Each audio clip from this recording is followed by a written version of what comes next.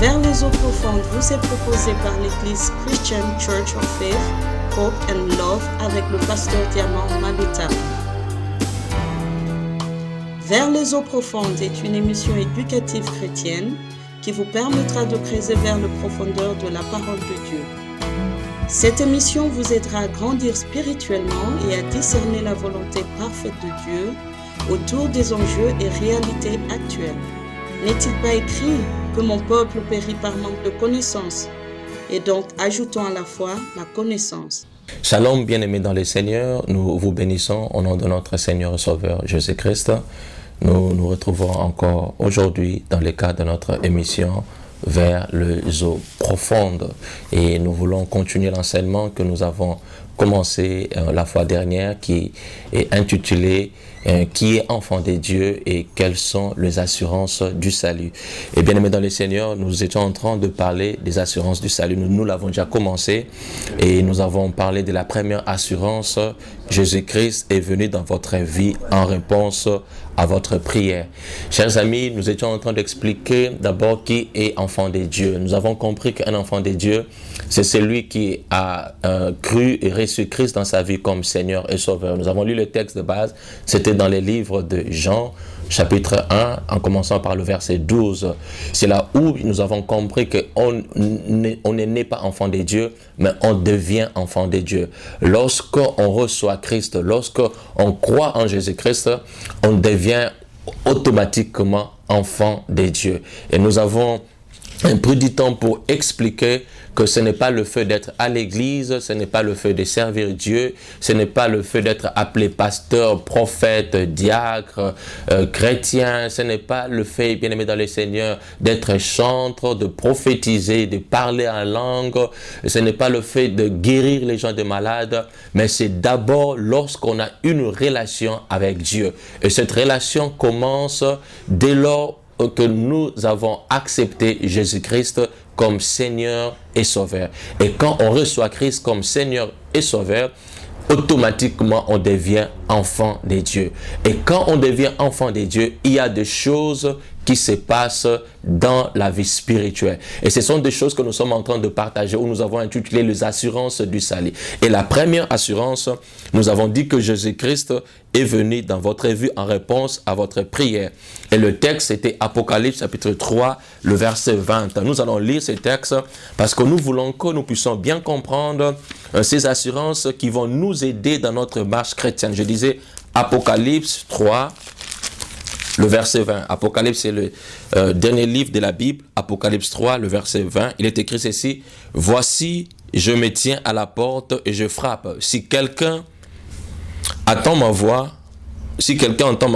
et ouvre la porte, j'entrerai chez lui, je souperai avec lui et lui avec moi. Voici, je me tiens à la porte et je frappe. Si quelqu'un entend ma voix et ouvre la porte, j'entrerai chez lui, je souperai avec lui et lui avec. Et donc, bien aimé dans le Seigneur, la démarche de recevoir Jésus-Christ comme Seigneur et Sauveur donne à Dieu la possibilité d'entrer dans notre cœur, donne à Jésus-Christ la possibilité d'entrer dans notre vie. Et parce que Jésus-Christ, bien aimé dans le Seigneur, il est dans notre vie, nous devons désormais maintenant laisser la direction de notre vie à Jésus-Christ. Pourquoi? Parce qu'il veut souper avec nous, il veut communier avec nous, il veut diriger notre vie. Nous avons cédé, bien aimé dans le Seigneur, notre cœur à Dieu. Nous avons cédé à Dieu la direction de notre vie. Et parce que nous l'avons cédé cette direction, c'est que nous ne sommes plus capables de nous-mêmes de diriger notre vie. Il faudra maintenant laisser Jésus-Christ conduire, Jésus-Christ diriger notre vie. Ça, c'est la première assurance. Jésus-Christ est venu dans votre vie. La deuxième assurance, nous l'avons dit, c'est que vos péchés ont été pardonnés. Le jour où nous l'avons accepté comme Seigneur et Sauveur, quel que soit le péché que nous avons commis, quel que soit ce que vous avez fait hier, mais parce que vous avez donné votre vie à Jésus-Christ, parce que vous avez cru en lui, vous avez cédé votre vie en Jésus-Christ, il a pardonné tous nos péchés. Et bien aimé dans le Seigneur, nous avons lu le premier texte dans le livre de la première épître de Pierre, le chapitre 2, le verset 24. Première épître de Pierre, chapitre 2, le verset 24. Il est écrit ceci. Lui qui a porté lui-même nos péchés en son corps sur le bois, afin que, morts au péché, nous vivions pour la justice, lui par le meurtrissure duquel vous avez été guéris. Lui qui a porté lui-même nos péchés en son corps sur le bois, afin que, morts au péché, nous vivons pour la justice. Donc, il a apporté, il a, bien aimé dans le Seigneur, amené, il a porté tous nos péchés. Il a porté nos péchés. Jésus-Christ, lui, il a accepté de mourir pour nous. Il a porté lui-même nos péchés en son corps. Donc, il a accepté d'être un sacrifice pour nous. Il a accepté de payer les prix pour nous. Et parce qu'il est mort pour nous sur la croix, il n'était pas mort seulement, bien aimé dans le Seigneur, pour nous guérir. C'est vrai. Mais la première préoccupation de la mort de Christ, c'était pour nos péchés. Il est mort pour nous sauver. Il est mort pour nous racheter. Et c'est sous la croix que Jésus-Christ a payé les prix. Et parce qu'il a payé les prix, et donc, bien aimés dans le Seigneur, nous avons le pardon de nos péchés. Donc, la deuxième assurance, vos péchés ont été pardonnés. Je voudrais lire encore le deuxième texte pour que nous puissions bien comprendre ce que nous sommes en train de dire. C'est dans le livre de Colossiens, chapitre 2. Colossiens, chapitre 2, le verset 13. Colossiens 2, le verset 13. Vous qui êtes morts par vos offenses, vous qui étiez plutôt morts par vos offenses et par la circoncision de votre chair, il vous a rendu à la vie avec lui et en nous faisant grâce pour toutes nos offenses. Donc, nous étions morts avec lui. Nous étions des incirconcis.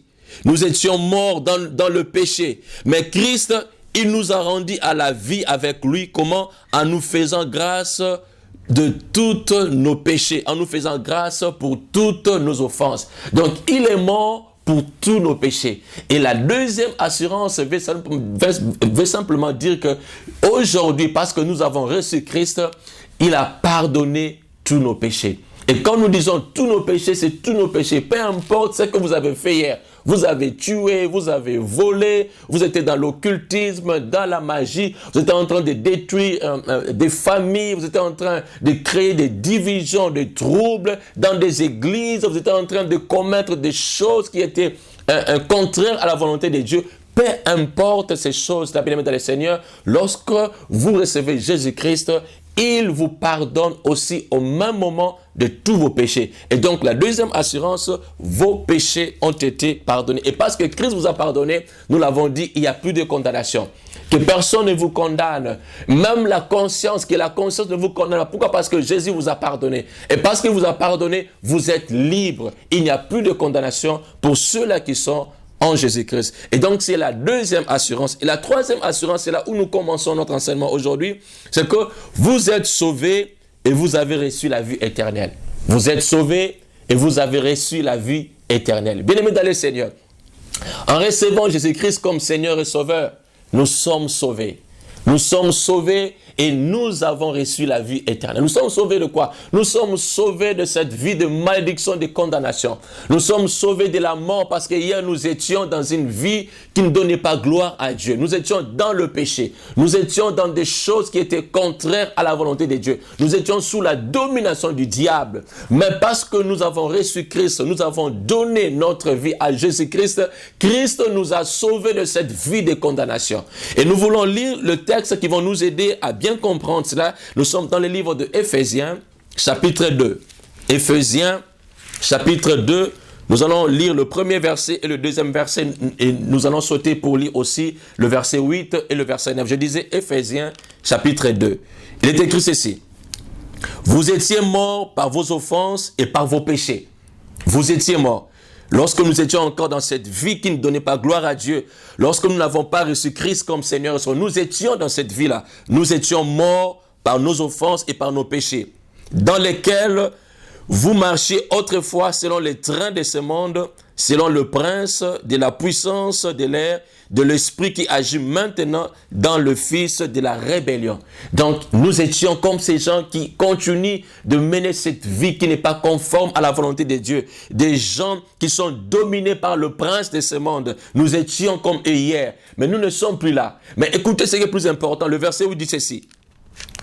Car c'est par la grâce que vous êtes sauvés. C'est par la grâce que vous êtes sauvés, par le moyen de la foi, et cela ne vient pas de vous, c'est le don de Dieu. Ce n'est point par les œuvres, afin que personne ne se glorifie, car nous sommes son ouvrage, ayant été créés en Jésus-Christ pour de bonnes œuvres que Dieu a préparées d'avance, afin que nous le pratiquions.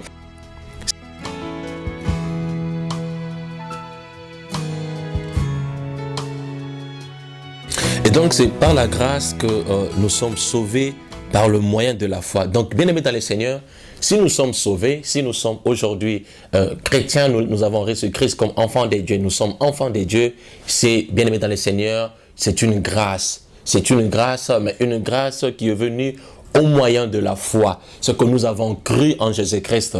Nous avons donné notre vie en Jésus. Voilà pourquoi nous sommes sauvés. Et personne ne peut prétendre qu'il est sauvé à cause de ses œuvres. Il est écrit que ici, et cela ne vient pas de vous, c'est le don de Dieu. Ce n'est point par les œuvres afin que personne ne se glorifie. On n'est pas sauvé par nos œuvres. On n'est pas sauvé parce que nous donnons nos dîmes à l'église. On n'est pas sauvé parce que, bien aimé dans le Seigneur, nous chantons pour Dieu à l'église. Parce qu'on est pasteur, on prêche. Nous sommes sauvés, bien aimé dans le Seigneur, c'est vrai, mais c'est une grâce. Nous n'avons pas mérité cela. Et donc, personne ne peut se prétendre, voilà, je suis sauvé parce que moi, je connais Dieu, parce que moi, je sers Dieu, je donne mes dîmes, je donne mes voitures à l'église, ou parce que je suis toujours fidèle à Dieu. C'est une grâce. Personne ne l'a mérité. Et parce que Dieu, béni dans le Seigneur, nous a sauvés, nous sommes de ceux-là qui doivent toujours marcher avec Dieu, obéir à Dieu, demeurer fidèles à Dieu. Pourquoi? Parce que c'est une grâce. On n'a pas mérité, mais Dieu, à cause de son amour, à cause de sa bonté, il nous a sauvés. Et donc, chers amis, je disais que nous sommes sauvés. Nous ne sommes plus dans cette vie de malédiction. Nous ne sommes plus sous la domination de puissance de ce monde. Mais Jésus-Christ nous a sauvés. Il nous a rachetés. Il nous a pris de là où nous étions et il nous a amenés dans son royaume. Nous sommes sauvés et nous avons la vie éternelle. Nous sommes sauvés et nous avons la vie éternelle. Et la vie éternelle, pourquoi? Parce que lorsque vous recevez Christ comme Seigneur et Sauveur, Christ, il vient aussi, bien au même moment, nous donner la vie éternelle. Nous allons lire la première épître de Jean, chapitre 5. C'est là où nous allons comprendre comment est-ce que nous avons reçu aussi la vie éternelle. Je disais, première épître de Jean, chapitre 5. Nous allons commencer à partir du verset 13. Non, plutôt à partir du verset 11. 1 Jean 5. Nous allons commencer à partir du verset 11. Il est écrit ceci.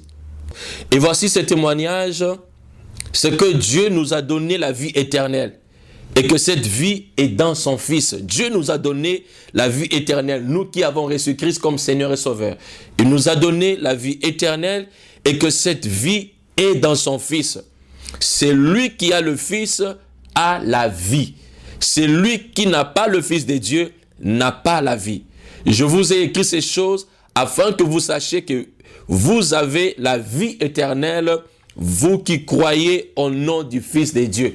Qui ont la vie éternelle? Ceux-là qui ont cru à Jésus-Christ. C'est eux qui ont la vie éternelle. Et cette vie éternelle, bien dans le Seigneur, c'est le jour où nous avons accepté Christ comme Seigneur et Sauveur. Et donc, nous qui avons Jésus-Christ, nous avons la vie éternelle. Nous avons l'assurance déjà de la vie éternelle.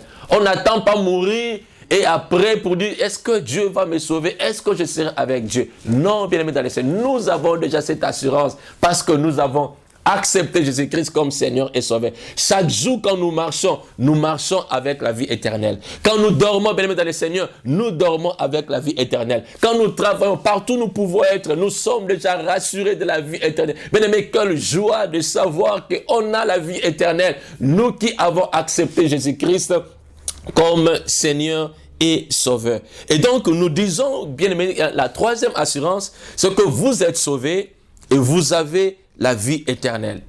Dieu vous a fait passer de l'état de mort spirituelle à celui de la vie en Jésus-Christ. Nous étions dans un état de gens qui étaient morts spirituels, mais parce que nous avons accepté Christ dans notre vie comme Seigneur et Sauveur, Dieu nous a fait passer de l'état de la mort spirituelle à celui de la vie en Jésus-Christ. Il vous a sauvé par sa grâce au moyen de la foi en Jésus-Christ. Ça, c'est la première chose. La deuxième chose, c'est que même s'il vous arrive de mourir physiquement, sachez que Jésus-Christ vous ressuscitera au dernier jour et vous vivrez éternellement avec Dieu. Pourquoi? Parce que la vie éternelle, c'est lorsque vous avez Jésus-Christ en vous. Et parce que vous avez reçu Christ comme Seigneur et Sauveur, vous avez déjà la vie éternelle. Même si vous mourrez aujourd'hui, vous n'avez pas de problème. Vous n'allez pas vous préoccuper. Les gens ne vont pas se poser des questions. Ah, il est mort. Mais est-ce qu'il a la vie éternelle? Est-ce que demain, il sera avec Dieu? Non. Vous n'avez pas de problème. Pourquoi? Parce que déjà, vous avez donné votre vie à Jésus-Christ. Vous n'avez pas besoin que les gens puissent aller à l'église pour prier, demander à Dieu de recevoir votre âme. Pas du tout. Parce que bien aimé dans le Seigneur, la vie éternelle, c'est lorsqu'on est encore en vie. Il ne faut pas attendre d'abord que vous puissiez mourir et que les gens vous amènent à l'église. Lorsqu'on meurt, bien aimé dans le Seigneur, on est incapable de recevoir Jésus-Christ.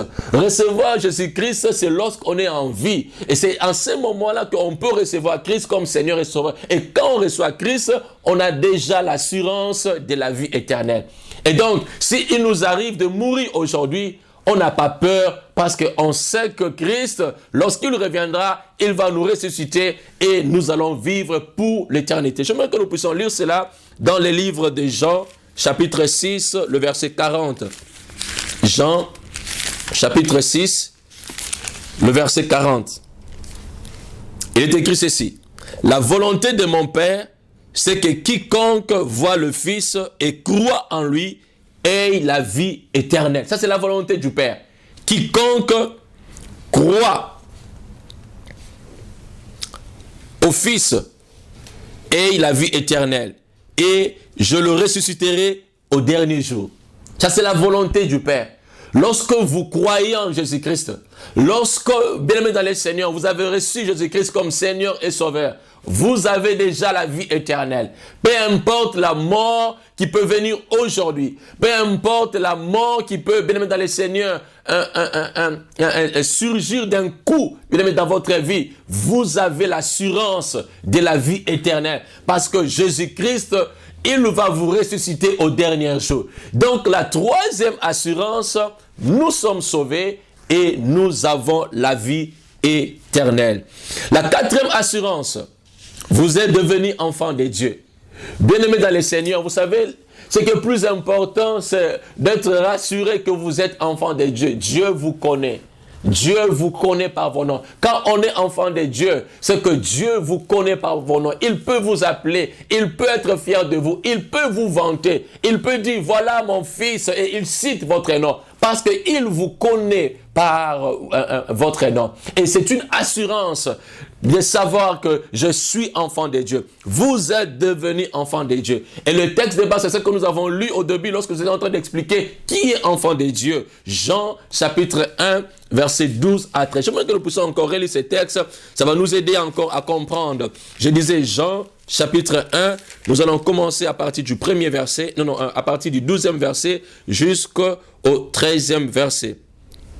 Mais à tous ceux qui l'ont reçu, à ceux qui croient en son nom, qu'est-ce qui se passe? Elle a donné le pouvoir de devenir enfants de Dieu, lesquels sont nés non du sang, ni de la volonté de la chair, ni de la volonté de l'homme, mais de Dieu.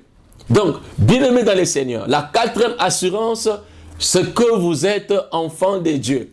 Vous qui avez reçu Christ comme Seigneur et Sauveur, vous qui avez reçu et cru en lui, Dieu nous a donné la possibilité de devenir enfant de Dieu, le nom d'être enfant de Dieu. Et nous sommes enfants de Dieu, nous qui avons reçu Christ comme Seigneur et Sauveur. Et parce que nous sommes enfants de Dieu, il y a des choses qui en découlent. Il y a des privilèges. Nous avons nos droits et nos devoirs en tant qu'enfants de Dieu. Je dis ceci, parce que nous sommes enfants de Dieu, la quatrième assurance, c'est que vous êtes devenus enfants de Dieu. Et parce que vous avez accepté Christ comme Seigneur et Sauveur, bien-aimés dans le Seigneur, il y a des privilèges qui découlent.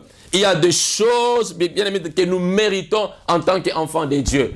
Et des choses que nous méritons, c'est que parce que nous sommes enfants de Dieu, nous avons nos droits, mais aussi nous avons aussi des devoirs vis-à-vis de Dieu. Parce que nous sommes enfants. Et parmi les droits que nous avons, chers amis, nous voulons citer quelques droits. C'est que parce que nous sommes enfants de Dieu, nous avons droit à la protection divine. Nous avons droit à la protection divine. Psaume 34, verset 8. Quand vous lisez, vous allez comprendre que, bien dans le Seigneur, nous méritons, nous enfants de Dieu, nous méritons la protection divine. Nous avons droit à la protection divine. Deuxième, c'est que nous avons droit au soutien et prise en charge par Dieu. Nous avons droit au soutien et prise en charge par Dieu. Et le texte de base, c'est 1 Pierre 5, verset 7. 1 Pierre 5, verset 7. C'est Dieu qui nous soutient. C'est Dieu qui nous prend en charge, bien-aimés dans le Seigneur. Il nous prend en charge de tous nos fardeaux, de tous nos soucis. Nous avons droit, bien-aimés, de ce soutien. Nous avons droit de la prise en charge de Dieu. Et le troisième droit, c'est que, bien-aimés dans le Seigneur, nous avons droit aussi aux bénédictions en Jésus-Christ.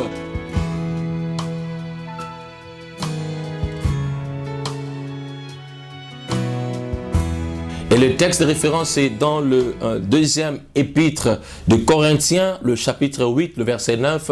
Christ, il est mort pour nous, il s'est fait pauvre pour nous. Il a accepté de mourir pour nous pour que nous puissions prendre sa place de richesse, pour que nous puissions devenir aussi des riches, nous enrichir avec lui. Et lorsque nous parlons de la richesse, ce n'est pas seulement de la richesse matérielle, mais aussi la richesse spirituelle. Et donc, nous avons droit à ces richesses, que ce soit spirituel, que ce soit physique, que ce soit matériel, nous avons droit à ces choses. Et bien aimés dans le Seigneur, nous avons aussi droit à la victoire en Jésus-Christ dans les épreuves et les combats spirituels. Nous avons droit, bien aimés dans le Seigneur, nous avons droit à la victoire, nous avons droit de vaincre dans nos épreuves, de vaincre lorsque nous avons des combats spirituels avec Dieu, bien aimé dans le Seigneur. Nous avons droit de vaincre ces choses. Et le texte de base, c'est dans le livre de Romains 8, verset 37. C'est là où la Bible dit que mais dans toutes ces choses, nous sommes plus que vainqueurs par celui qui nous a aimés. Nous sommes plus que vainqueurs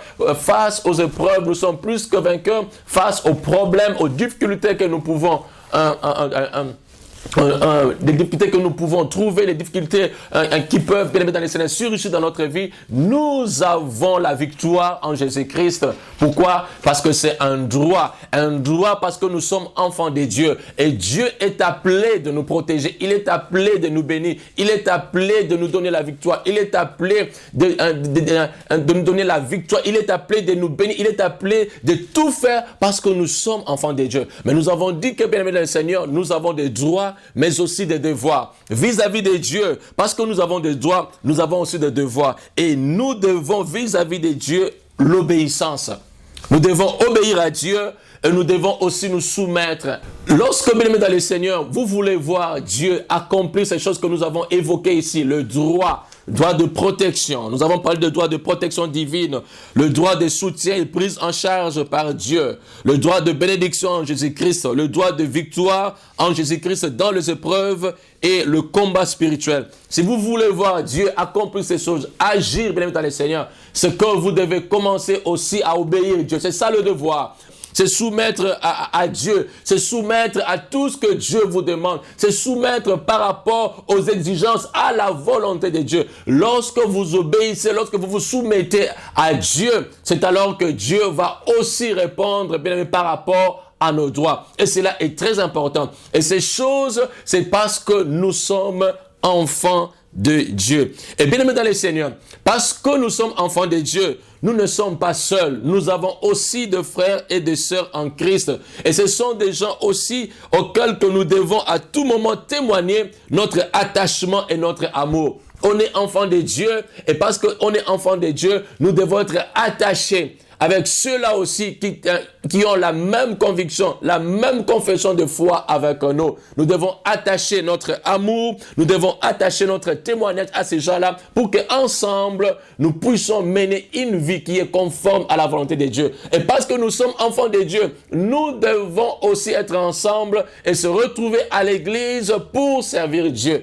Et donc, bien aimé dans le Seigneur, un enfant de Dieu ne peut pas être en dehors de la maison de Dieu. Un enfant de Dieu, il est toujours dans la maison de Dieu, ensemble avec des frères et des sœurs pour servir Dieu. Et nous qui sommes enfants de Dieu, nous avons des droits, mais aussi des devoirs. Le devoir d'obéir Dieu, le devoir de se soumettre à Dieu. On se soumet à Dieu lorsqu'on se retrouve dans la maison de Dieu. On se soumet à Dieu lorsqu'on sert Dieu. On se soumet à Dieu lorsqu'on accomplit la volonté de Dieu. On se soumet à Dieu lorsqu'on est toujours là, à l'église, les dimanches, en train de servir Dieu. Vous ne pouvez pas prétendre être enfant de Dieu, mais vous ne venez pas à l'église, vous ne priez pas. Je l'ai toujours dit, chers amis, si vous pensez que vous priez Dieu parce que vous suivez seulement les enseignements à travers les réseaux sociaux, c'est que vous êtes en train de commettre une grave erreur. Vous ne pouvez pas prétendre être enfant de Dieu et seulement rester à la maison et suivre des prédications des réseaux sociaux. Chers amis, vous êtes enfants de Dieu, mais vous devez comprendre qu'être enfant de Dieu, c'est aussi lorsque on est ensemble avec le frère et des sœurs en Christ pour partager notre foi et aussi notre attachement aux autres, mais au même moment pour servir Dieu. C'est cela être enfant de Dieu. Et donc la quatrième assurance, c'est que vous êtes devenus enfants de Dieu. Et la cinquième assurance, maintenant nous voulons parler de la cinquième assurance. La cinquième assurance, c'est que vous êtes devenus une nouvelle créature en Jésus-Christ. On n'est pas seulement enfant de Dieu, mais on est devenu aussi une nouvelle créature en Jésus-Christ. Et nous allons lire dans ce texte, c'est dans la deuxième épître de Corinthiens 17. 2 Corinthiens 5, le verset 17. Si quelqu'un est en Christ, il est une nouvelle créature. Les choses anciennes sont passées, voici toutes choses sont devenues nouvelles. Cinquième assurance, vous êtes devenus une nouvelle créature en Jésus-Christ. Donc, vous êtes devenus une nouvelle créature. Vous qui avez accepté Christ comme Seigneur et Sauveur, parce que vous l'avez accepté, sachez que vous ne pouvez plus mener votre ancienne vie. Vous ne pouvez plus être comme hier. Et la Bible dit que voici toutes choses sont devenues nouvelles. On ne dit pas que voici une partie des choses qui sont devenues nouvelles, mais on dit toutes choses sont devenues nouvelles. Si hier vous étiez voleur, vous avez aujourd'hui accepté Christ, c'est qu'aujourd'hui vous ne pouvez plus, chers amis, continuer à voler. Si hier vous étiez en train de diviser des familles, aujourd'hui vous avez accepté Christ, c'est que vous ne pouvez plus continuer à diviser, à mentir. Chers amis, curieusement, j'entends toujours les chrétiens disent que bon, je suis chrétien, hein, vous savez quoi, pasteur? Je suis en train de faire des efforts, maintenant j'ai beaucoup changé, il n'y a que 2 ou 3 choses, mais Dieu va m'aider pour changer. Non, bien aimé dans le Seigneur, lorsque vous avez accepté Jésus-Christ comme Seigneur et Sauveur, si quelqu'un est uni en Christ, il est devenu une nouvelle créature. Les choses anciennes sont passées. Toutes les choses anciennes sont passées. Tout, sauf rien. Toutes les choses sont passées. Et voici, bien aimé dans le Seigneur, toutes les choses sont devenues nouvelles. Donc, vous devez cesser avec l'ancienne vie. Vous devez cesser, bien aimé dans le Seigneur, avec tout ce que vous êtes en train de faire hier. Parce que vous avez reçu Christ, les choses doivent devenir nouvelles. Parce que vous êtes une nouvelle créature. Vous devez commencer maintenant à obéir Dieu. Vous devez commencer à vous soumettre à Dieu. Vous devez commencer à faire la volonté de Dieu. Plus jamais en train de tricher, plus jamais en train de voler, plus jamais en train de colporter, plus jamais en train de diviser, plus jamais l'adultère, plus jamais en train de se moquer des gens, plus jamais en train de faire l'impudicité, plus jamais en train de mener une vie qui n'est pas conforme à Dieu. Vous n'êtes pas marié, mais vous vivez avec une femme d'autrui. Vous n'êtes pas marié, mais vous êtes en train de faire la vie comme si vous êtes marié. Plus jamais de cela. Pourquoi? Parce que vous avez accepté Jésus-Christ comme Seigneur et Sauveur et vous êtes devenu une nouvelle créature. Bien-aimés dans le Seigneur, si vous étiez hier dans cette vie-là, vous avez quelqu'un où vous vivez ensemble, mais vous n'êtes pas marié, parce que vous avez reçu Jésus-Christ, prenez le courage de dire à la personne, plus jamais cette vie avec toi, c'est fini. Parce que j'ai reçu Christ comme Seigneur et Sauveur. Je voudrais obéir à Dieu.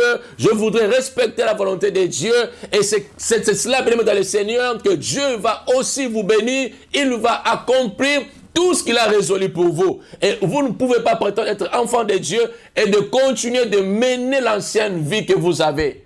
Si vous savez que là où vous travaillez, c'est un travail qui est en train de compromettre votre vie chrétienne, bien aimé dans le Seigneur, parce que vous avez reçu Jésus-Christ, mettez fin à ces choses-là. Parce que vous êtes devenu une nouvelle créature. Si vous savez que le commerce que vous êtes en train de faire, chaque fois vous êtes en train de rouler les gens, en train de tricher, en train de faire des choses qui ne sont pas conformes à la volonté de Dieu. Parce que vous avez accepté Jésus-Christ, mettez fin à des choses qui n'honorent pas Dieu. Pourquoi? Parce que nous avons accepté Christ comme Seigneur et Sauveur. Et donc, bien aimés dans le Seigneur, vous êtes devenu une nouvelle créature en Jésus-Christ. À ce titre, vous avez commencé une nouvelle et merveilleuse vie.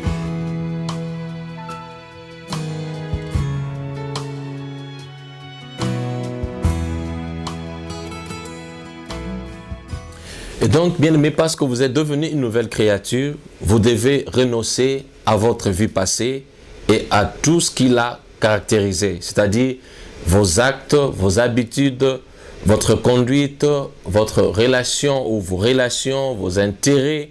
Donc, pour vivre la bonne nouvelle en Jésus-Christ, vous devez, bien aimé dans le Seigneur, renoncer aux choses qui ne donnaient pas gloire à Dieu, aux choses anciennes. Pourquoi? Parce que vous êtes devenu une nouvelle créature.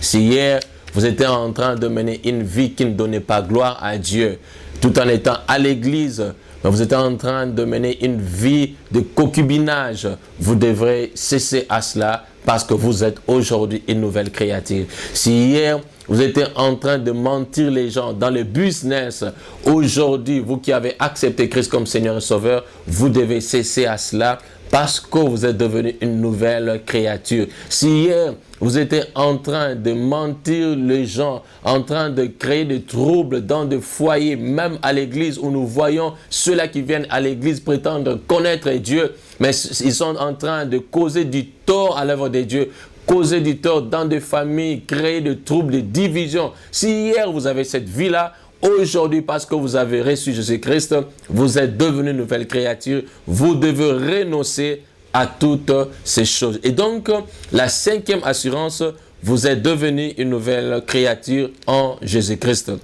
La sixième assurance et dernière assurance, c'est que vous êtes délivré du contrôle ou de la domination satanique et votre vie se trouve en sécurité dans le Seigneur Jésus-Christ. Vous êtes délivré du contrôle ou de la domination satanique et votre vie se trouve en sécurité dans le Seigneur Jésus-Christ. Nous allons lire quelques textes de la Bible pour comprendre ça. Nous sommes dans le livre de Colossiens, chapitre 1. Nous allons lire le 13e plutôt et le 14e verset. Je disais Colossiens 1, 13 à 14. Nous allons commencer même à partir du verset 12. Rendez grâce au Père qui vous a rendu capable d'avoir part à l'héritage de saints dans la lumière, qui nous a délivrés de la puissance des ténèbres et nous a transportés dans le royaume du Fils de son amour, en qui nous avons la rédemption, la rémission des péchés. Et donc, Dieu nous a délivrés, Christ nous a délivrés de la puissance des ténèbres et nous a transportés dans le royaume du Fils de son amour. Voilà, bien aimés dans le Seigneur, nous qui avons reçu Christ comme Seigneur et Sauveur, nous disons que nous sommes délivrés du contrôle ou de la domination satanique. Pourquoi? Parce qu'en acceptant Jésus-Christ, Dieu nous a délivrés de là où nous étions et il nous a amenés dans le royaume de son Fils Jésus-Christ. Et donc, nous ne sommes plus captifs, nous ne sommes plus sous la domination du diable, nous ne sommes plus sous la domination des démons, des sorciers, de fétichistes, de marabouts, ou tous ces gens qui veulent toujours détruire ou faire du tort à chaque fois dans nos vies. Nous sommes délivrés de ces choses. Pourquoi? Parce que Dieu nous a pris de là où nous étions, il nous a amenés dans le royaume de son Fils. Il nous a délivrés de la puissance des ténèbres et nous a transportés dans le royaume du Fils de son amour. Et donc nous disons comme assurance, vous êtes délivrés du contrôle de la domination satanique et votre vie se trouve en sécurité dans le Seigneur Jésus-Christ. Nous allons encore lire Colossiens chapitre 3, le verset 3. Colossiens 3, le verset 3. Car vous êtes morts et votre vie est cachée avec Christ en Dieu. Alléluia. Vous êtes morts et votre vie est cachée. Où c'est? Votre vie est cachée avec Christ en Dieu. Nous sommes morts, nous qui avons accepté Christ comme Seigneur. Et nous avons accepté de mourir pour bien-aimer dans le Seigneur, donner notre vie à Jésus-Christ. Nous avons accepté de mourir, nous qui avons laissé notre vie dirigée par notre Seigneur et Sauveur Jésus-Christ. Nous sommes morts, nous n'avons plus le contrôle de notre vie. Et parce que nous sommes morts, bien-aimés dans le Seigneur, notre vie est cachée avec Christ en Dieu. Et donc, si le diable veut aujourd'hui toucher à votre vie, il doit commencer d'abord à toucher Dieu. Et après, il doit... si le diable veut vous prendre ou détruire votre vie, il doit d'abord commencer à détruire Dieu.